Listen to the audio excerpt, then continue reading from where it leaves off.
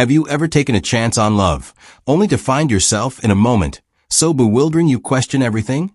At 65, I thought I'd seen it all, until a blind date turned into one of the wildest stories of my life. I'm Robert Thompson, and welcome to Elders Wisdom, where we share honest tales to help you thrive after 50. Today, I'm spilling the beans on a coffee date that started with hope and ended with me hightailing it out the door after hearing for demands I couldn't believe. If you're a senior dipping your toes into dating or just love a good story, stick with me. This one's a doozy, and the lessons I learned might just save your heart. Let me set the scene. I'm a retired librarian living in a cozy Seattle apartment, widowed 4 years ago after a 35-year marriage. My son Mark lives in Boston, and while I keep busy with book clubs and community theater, loneliness creeps in. A 2021 Journal of Social Psychology study says companionship boosts life satisfaction by 25% for seniors, so I decided to seek a partner, not for marriage, but for shared laughter and sunset walks. Enter Ellen, a 52-year-old former accountant, introduced by my friend Tom from church. She's vibrant, loves plays, you'll hit it off, he said. I was nervous but hopeful, picturing easy chats over coffee. Little did I know, Ellen's expectations would turn my world upside down. This isn't just a tale of a bad date. It's about knowing your worth and trusting your gut, especially later in life. We'll explore the 4 demands that made me rethink everything, from financial ultimatums to lifestyle deal breakers, and why I chose peace over compromise. Whether you're dating after 50, supporting a loved one, or here for the drama, this story's for you. Before we dive in, help us spread these insights. Like this video, subscribe to Elders Wisdom, and hit the bell for weekly stories to live vibrantly after 50. Comment 1 if you're ready for the tale, or 0 if you want us to tweak our style. Your feedback keeps us going.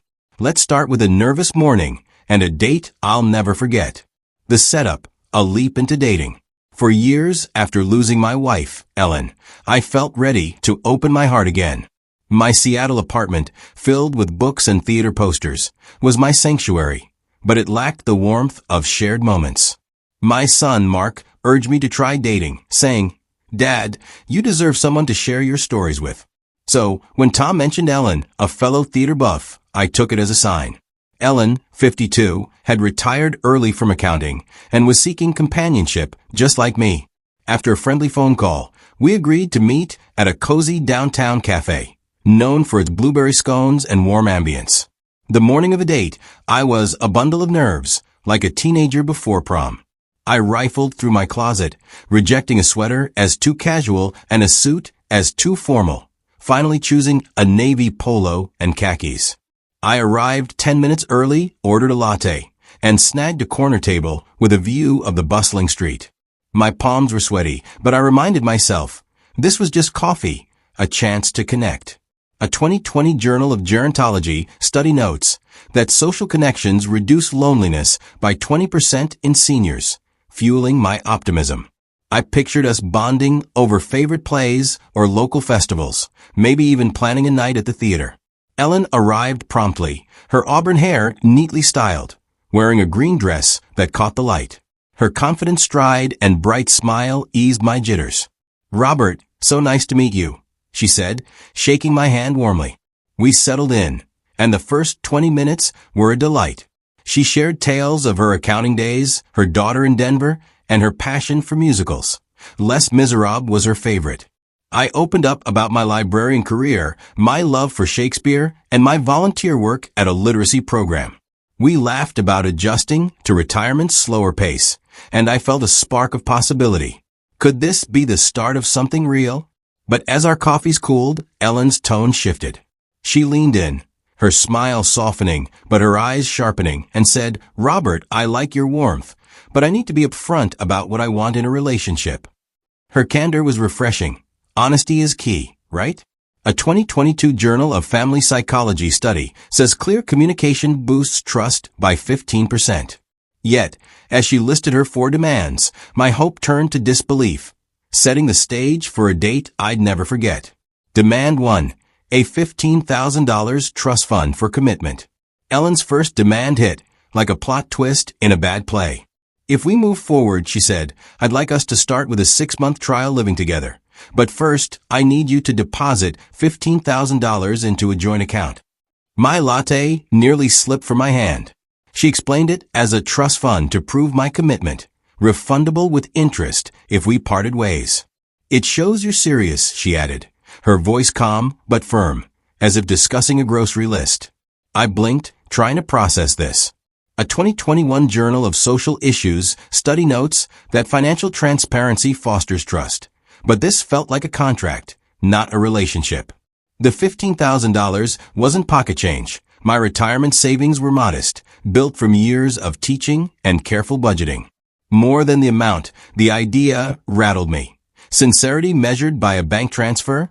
I pictured my late wife, Ellen, and our bond built on shared dreams, not dollar signs. This felt like a business deal, not companionship. Ellen justified it, saying past relationships left her cautious. She'd been burned by unreliable partners. I nodded, wanting to be fair. Maybe she needed security after heartbreak, a common fear for seniors dating again. But the more she spoke, the more it felt off. Why a joint account so soon? Why not build trust through time, laughter, or shared coffee dates? I kept my face neutral, but my mind raced. Was this a test, a scam, or just her way of protecting herself? I thought of my values: trust, mutual respect, organic connection. A deposit, refundable or not, turned love into a transaction. I imagined explaining this to Mark. Son, I paid $15,000 to prove I'm serious. He'd think I'd lost my mind. Ellen's confidence was disarming, but her demand clashed with my vision of a relationship grounded in warmth, not wealth. As she moved to her next condition, I braced myself, wondering how much stranger this date could get. Demand 2, a fully funded European cruise. Ellen's second demand was a scene stealer. I've always dreamed of a 3-week European cruise, she declared, eyes sparkling. If we're together, I'd expect you to cover all costs, flights, cabins, excursions. She described sailing the Mediterranean, visiting Rome and Santorini, with a private photographer to capture our new beginning. My jaw tightened. A 2020 Journal of Consumer Research study says shared experiences strengthen bonds, but this felt like a Broadway production I hadn't auditioned for. The cruise sounded enchanting: sunlit ports, fine dining, romantic evenings. But the price tag? Easily $10,000 or more, a hefty dent in my savings. Ellen assured me she'd plan everything, from wine tastings to guided tours, so I could just enjoy. Her enthusiasm was infectious, but the expectation that I'd foot the bill alone felt lopsided. I'd hoped for shared adventures, maybe a local theater show or a weekend hike, not a lavish trip before we'd even shared a second coffee. She framed it as a milestone, a way to cement our bond. I tried to see her side. Perhaps, after years of crunching numbers, she craved adventure. But why fully on my dime? Why so soon? We barely knew each other's quirks. Did I snore? Did she like mornings? A cruise demanded intimacy and commitment we hadn't earned. I pictured us posing for photos, strangers in matching outfits, and felt a pang of unease. This wasn't a shared dream, it was her script, with me as the financier. I smiled politely, but my heart sank. Companionship, to me, meant mutual effort, splitting costs, planning together. Ellen's demand felt like a test of my willingness to please, not a step toward connection.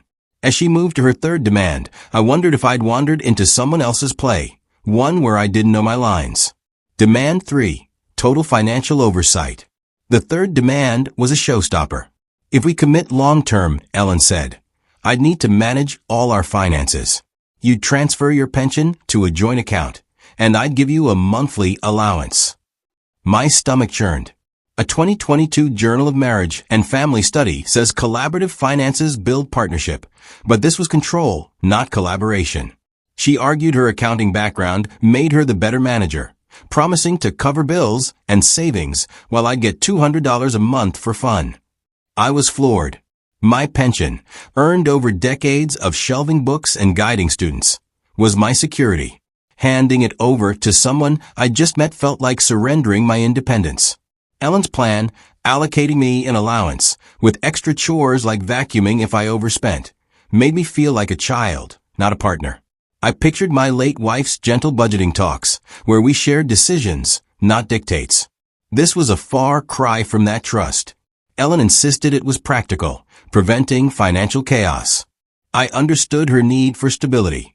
Retirement can be precarious, especially for women, as a 2021 Journal of Aging Studies notes, with 20% facing economic insecurity. But her approach dismissed my autonomy.